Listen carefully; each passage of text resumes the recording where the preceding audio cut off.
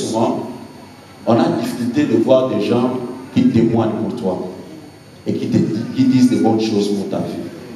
Et dans la vie, on a toujours besoin d'une personne, comme je l'ai dit, pour t'introduire, pour t'amener quelque part. Mais malheureusement, plusieurs personnes, quand on lui demande quelque chose sur toi, il ne témoigne que négativement. Il ne fait pas voir de bonnes choses, il témoigne que négativement. Mais par cette plaie, non seulement Dieu va te restaurer, te ramener dans ton état initial, mais Dieu va permettre aux gens de témoigner qui tu es, et non seulement témoigner, mais te rendre aussi hommage.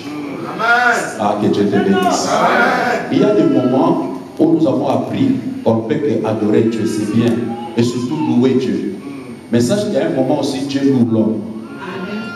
Et Dieu permet que tu rencontres des personnes qui peuvent aussi te louer. Amen. Ah, ça fait des choses. Les religieux ne peuvent pas comprendre mon langage. Amen. Nous avons aussi besoin de personnes qui reconnaissent la grâce qui coule à nous. On a aussi besoin de personnes qui peuvent dire de bonnes choses de toi.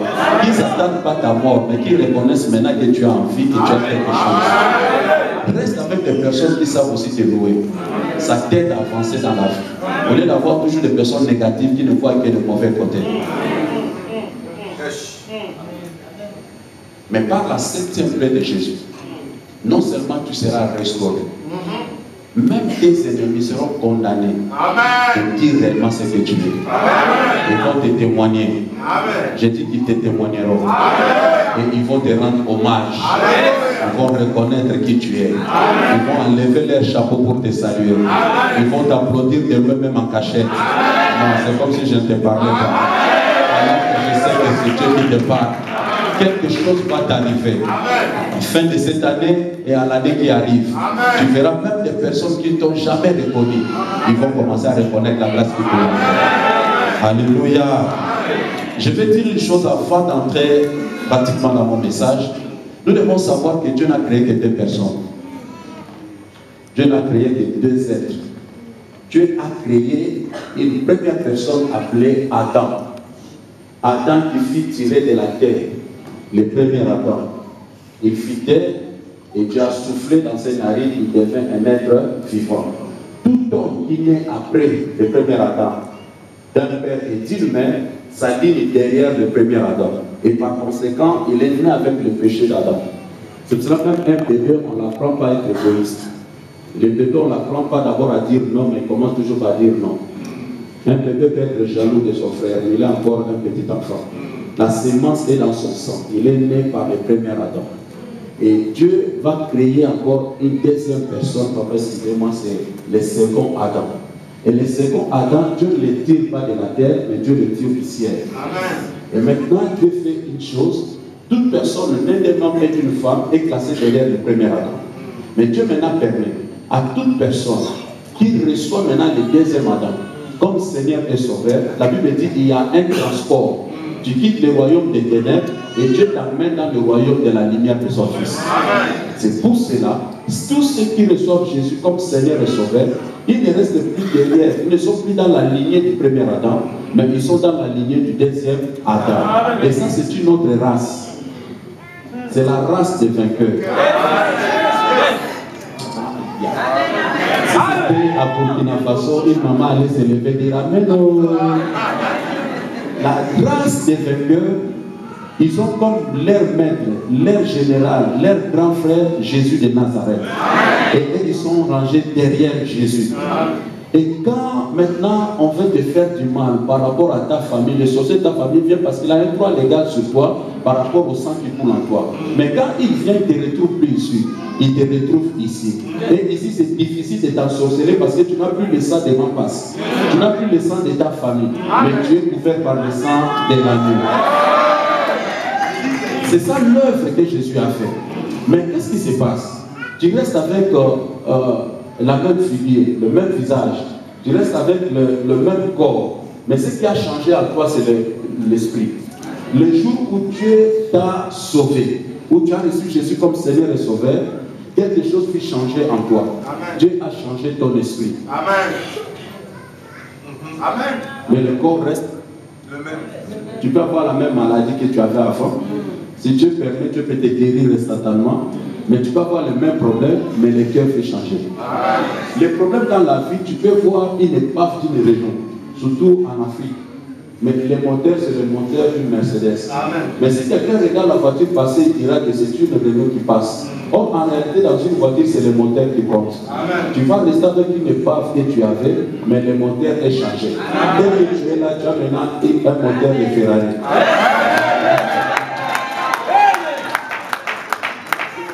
C'est pour cela que tu es amené avec une vitesse dans ta vie. Et tu ne comprends pas, c'est à cause de ces déplacements. Croyez que tu n'es plus rangé derrière le premier Adam, mais maintenant tu es rangé derrière le second Adam. Quelqu'un peut dire Amen. La cinquième plaie sur le corps de Jésus, c'est la plaie qui nous amène à la restauration et le témoignage. Le vrai témoignage alors. Alors qu'est-ce que la Bible nous dit? La Bible dit que c'était les 3 prisonniers sont déjà à la croix et nous nous approchons de la grande fête de la Pâque. Alors, la fête de la Pâque, c'était une grande fête parce que les gens quittaient de partout pour venir adorer Dieu à Jérusalem, parce que c'est seulement à Jérusalem qu'il y avait le temple. Maintenant, tout ce peuple qui est venu ne pouvait pas fêter avec des crucifiés à la croix. C'était une abomination. Alors, on doit tout faire pour qu'ils meurent avant, on les enterre, afin de prier tranquillement. Maintenant, puisqu'ils étaient toujours là, vivant sous la croix, il y avait une loi, il y avait une permission d'aller demander à Pilate, qui était le gouverneur romain, qui régnait, de leur donner la permission pour venir rompre les pieds des prisonniers. Parce qu'en rompant les pieds des prisonniers, ça leur amenait à la mort civile. Alors ils sont allés, et c'était une habitude, quand Jésus est à la croix, il n'est pas la première personne à être crucifiée. Le système était déjà établi, les Romains, et Dieu a attendu à ce que les Romains mettent leur empire sur place pour que Jésus arrive sur la terre. Pourquoi? Parce que les choses qui ont été prophétisées sur Jésus ne pouvaient pas s'accomplir sans l'Empire romain. D'abord, Dieu a dit qu'il sera pendu au bois. Sur la terre, il n'y avait aucun système qui amenait des prisonniers à tuer des prisonniers sur la croix. C'est les Romains qui ont installé ça. Dieu a attendu l'Empire romain parce que l'Empire romain devait montrer l'exemple du royaume, le vrai royaume qui se répandait. Ils envoyaient des gouverneurs partout et les gouverneurs établissaient le royaume. Les gens parlaient latin, les gens s'habillaient comme des Romains. C'est ça la colonisation même. Alors quand Jésus arrive, Jésus utilise les termes aussi politiques. Jésus dit, je bâtirai mon église. L'église n'est pas un terme religieux. L'église c'est un terme politique. Parce que le roi César, il avait aussi son ecclésia. L'ecclésia c'est l'ensemble des privilégiés. Un groupe de gens qui étaient tout autour du roi, qui décidaient avec le roi. Donc le fait que tu sois église, tu n'es pas n'importe qui. Tu es assis avec Jésus, tu décides avec Jésus. My God. C'est pour cela qu'aucun sorcier de ta famille a le droit de s'élever, de te faire du mal. Parce que toi tu as signé ensemble avec Jésus et que personne ne te touchera. Tu signes des décrets avec Jésus. C'est ça l'ecclésia, le privilège. C'est pour cela que quand les gens écoutaient le langage de Jésus, ils croyaient qu'il était un leader politique. Et Jésus dit, il les appelle, il prie pour eux, il dit vous êtes des apôtres. Apostolo ou apôtre, c'est un envoyé, c'est un gouverneur, c'est quelqu'un qu'on a envoyé dans un autre territoire pour établir le royaume. Amen. Amen.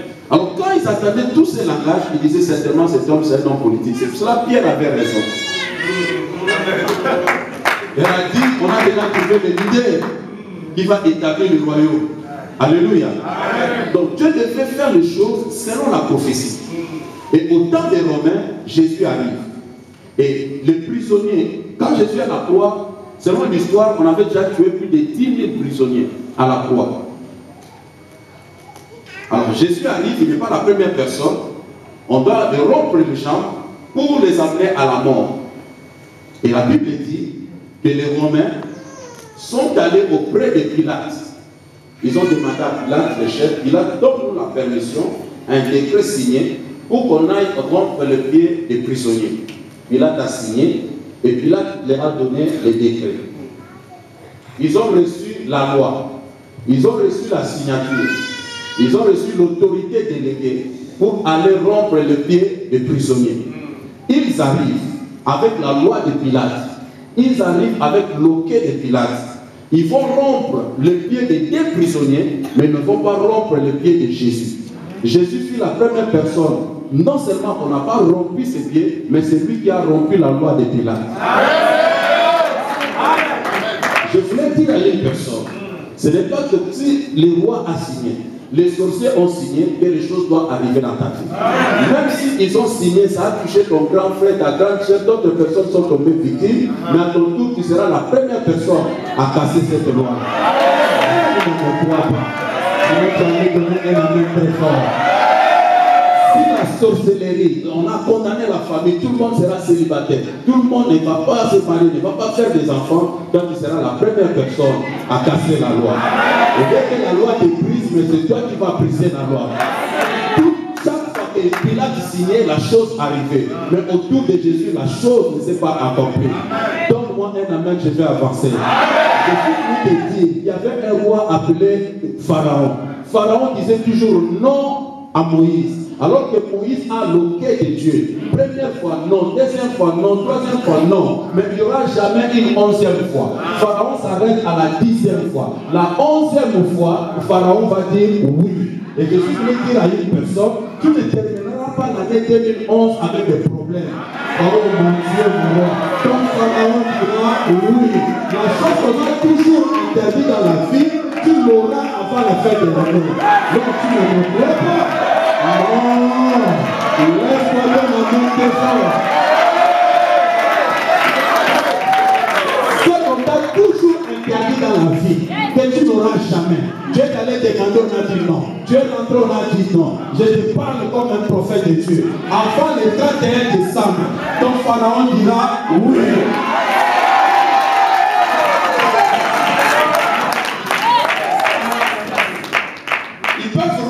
Les gens de plusieurs personnes, ils peuvent avoir la loi, mais ce n'est pas dit, puisqu'ils ont la loi, puisqu'ils ont la signature, que la chose va arriver dans ta vie.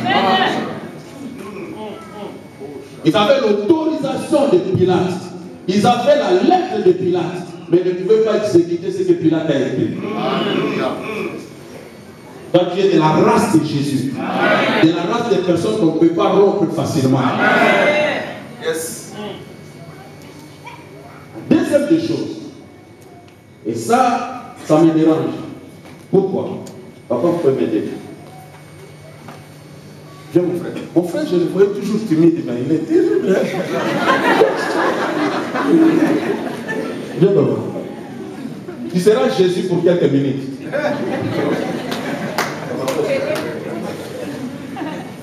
Ils sont trois à la croix. Les Romains arrivent avec la lettre, avec l'autorisation de Pilate. Ils ont le pouvoir. Quand ton pasteur te dit de faire quelque chose, tu le fais sous l'autorité de ton pasteur. Tu as l'autorité déléguée. Comme Jésus nous a délégué l'autorité. Il dit allez partout, faites ceci. On le fait au nom de Jésus. C'est lui qui nous a envoyés. Maintenant, ils arrivent avec la lettre de Pilate. Ils sont forts. Parce que c'est le gouverneur, c'est le chef qui nous a envoyés. Ils arrivent.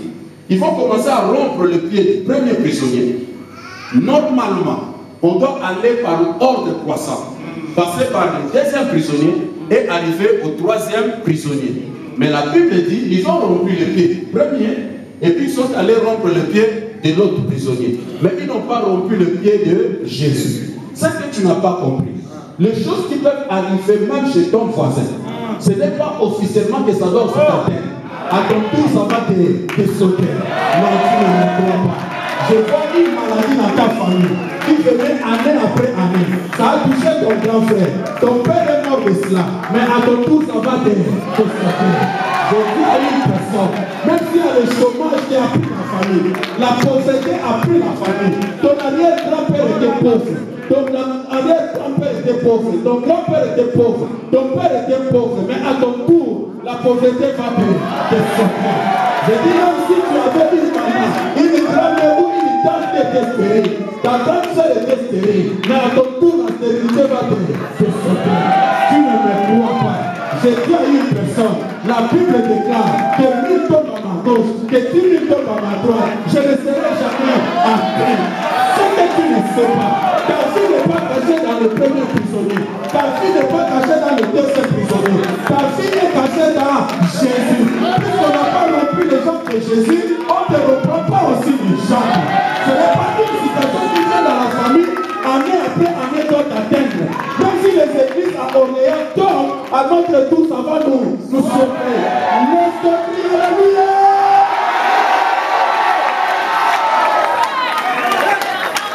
Je crois de tout mon cœur que l'année qui arrive, c'est l'année du changement, c'est l'année d'établissement, c'est l'année des acquis.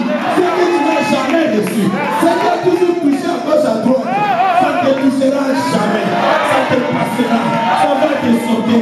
Tu vivras la paix, tu vivras la joie, tu vivras l'élévation, tu vivras la maternité, tu vivras le travail, tu vivras l'élévation, tu vivras l'avancement. Est-ce que je parle à une personne?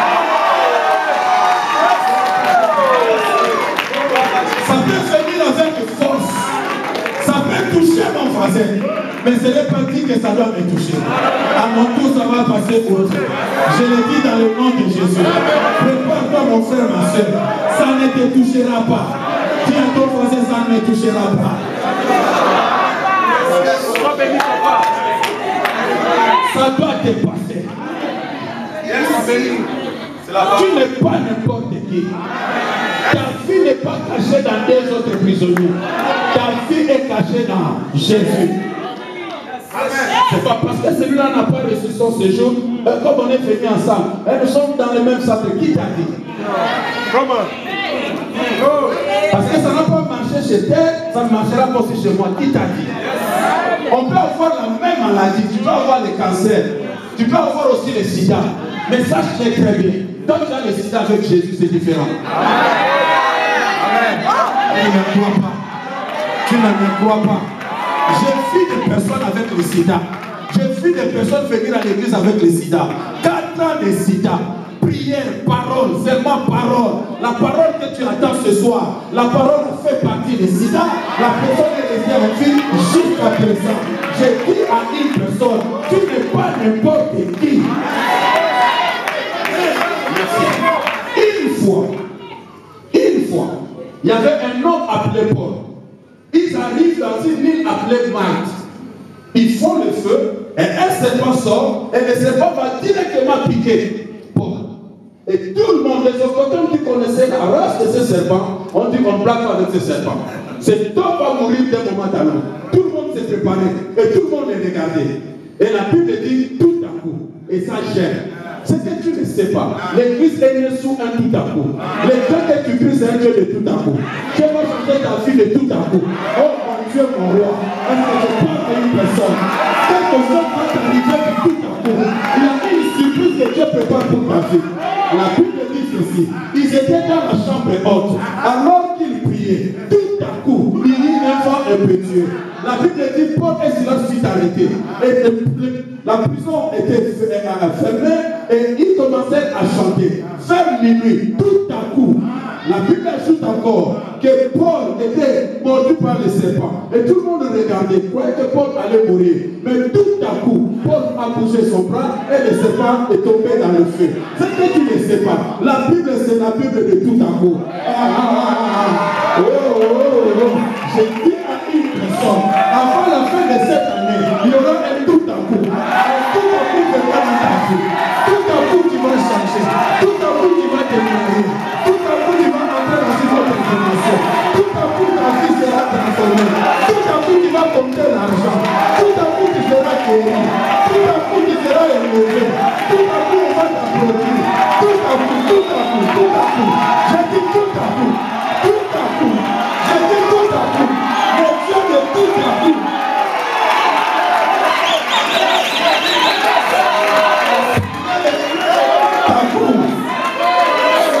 Alléluia. C'est que tu ne sais pas. Tu pries le Dieu de Léa. Jacob arrive. Jacob va se fiancer avec Rachel. 7 ans. Mais dans une nuit, le Père va changer de placement. C'est que ton Père a comme projet sur ta vie, tu ne sais pas. Et le Père ne va pas t'amener pendant le jour. Le Père va t'amener pendant la nuit. La nuit des problèmes, la nuit des difficultés. Quand tu ne comprends rien sur ta vie, quand tout ne marche pas, c'est à ce moment-là que Dieu vient et te tient à la main. Et il t'introduit dans la chambre de Marie. Le problème, ce n'est pas la nuit, mon frère. Le problème, c'est le matin. Quand tout le monde se réveille pour regarder qui s'est marié. À la porte du mariage, Et ce n'est pas Rachel qui sort, mais c'est Léa qui sort. Oh, tu ne me crois pas. Tu ne me crois pas. Ce qui va se passer dans ta vie, tu ne vas même pas faire de fiançailles. C'est une autre personne qui fera les fiançailles à ta place. Mais toi, lui seulement, tu es marié. Marié sans salon de beauté. Marié sans coiffure. Marié sans parfum. Marié sans robe. Marié sans préparation. Marié. Je tiens une personne. Je vais te faire marier sans fiançailles. Je vais te faire marier sans préparation. Sans fiançailles. Sans salon de coiffure. Est-ce qu'il y a quelqu'un